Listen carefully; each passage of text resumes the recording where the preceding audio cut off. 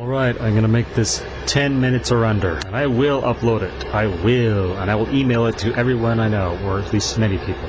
I'm not going to think in limiting terms anymore, and nor should you. I mean, think about it. If we thought encouraging to ourselves 10 times more, which we easily could, wouldn't we be a lot better off? But the instant reflex we get when we even think of it, at least to some degree, is like, that's just gonna take too much discipline, and it'll be boring, and we're gonna feel uncomfortable from withdrawal from our temporary amusements, which supremely inhibit awareness of our true options and even,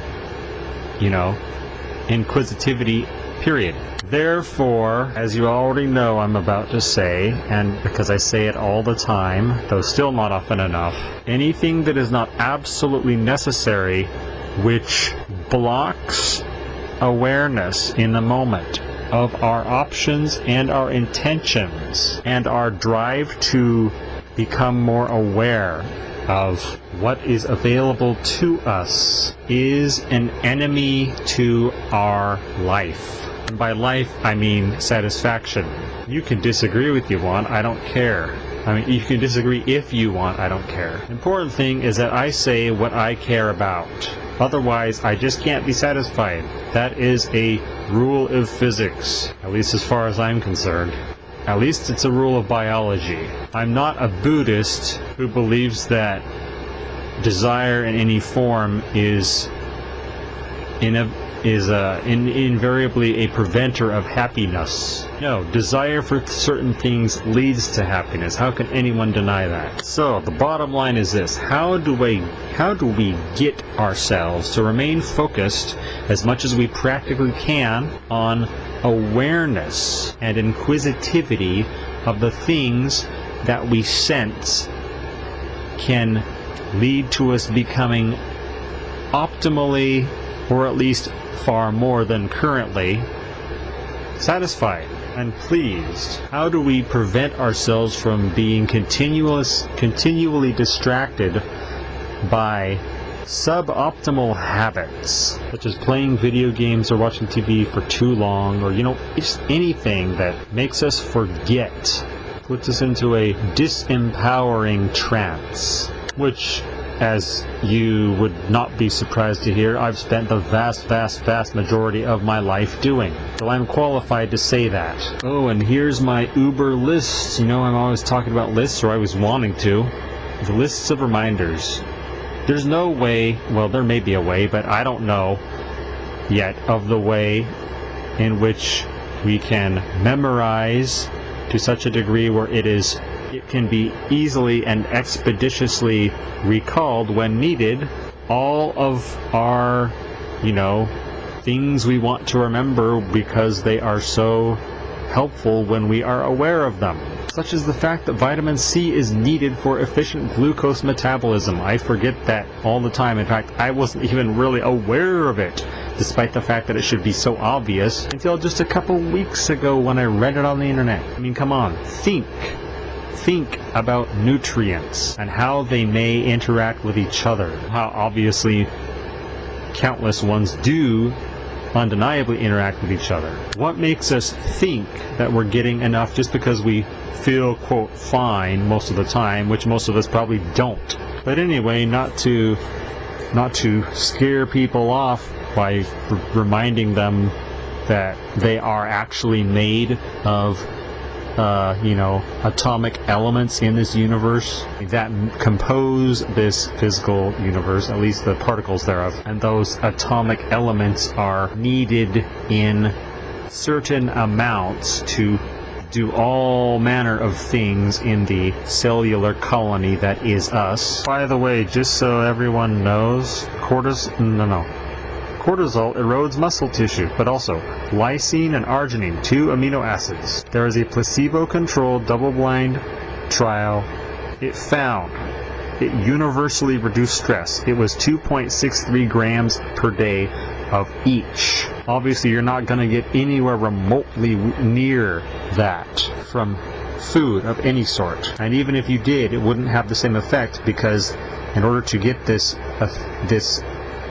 significantly within 1 week at the most reduction of stress, they have to be apparently in the blood, kind of, isolated without the blood being all filled with other amino acids from protein. So yeah, just in case you didn't know about that, which I'm guessing you didn't, since I didn't until 2 weeks ago. Now that you do know, maybe it'll help you. Oh, I just saw this on my Uber, things I always forget but wish I would remember all the time list.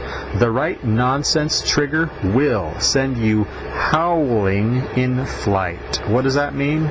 It'll make you laugh. I mean, this is just a fact. The right sentence, the right form of nonsense, provided you are in a sufficiently undisturbed physiological mental state, as in, you're not all just sleep deprived and stuff like that, stressed out by bad colors, osaurus, you're gonna laugh, and therefore it'll be good. Now, of course, how often are you aware of that? I forget it all the time. That's just one of those fine examples of things that, even though that isn't a particularly specific thing because it's not referring to anything specific, that could really empower us if we were aware of way, way, way more often, and yet we forget all the time. That's why I make these lists. The problem, of course, though, is that I don't look at them remotely often enough.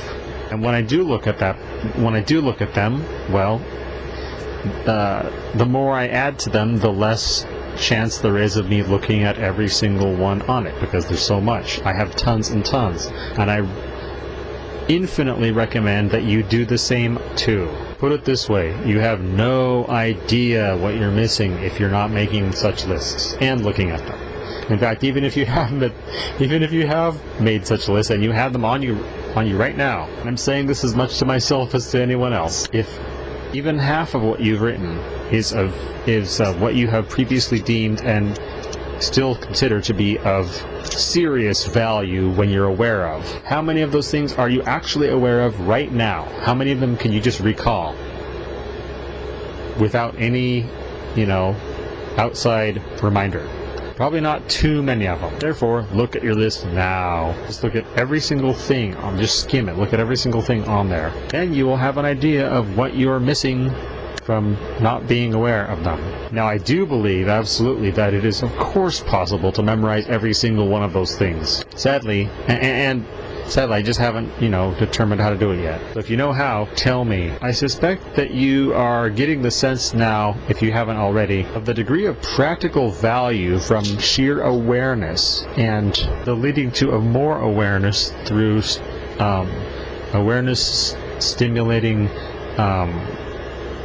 unprecedented, ideas that you never thought of, that lead to more ideas through simple recordings of reflection and consideration, and wondering what is possible.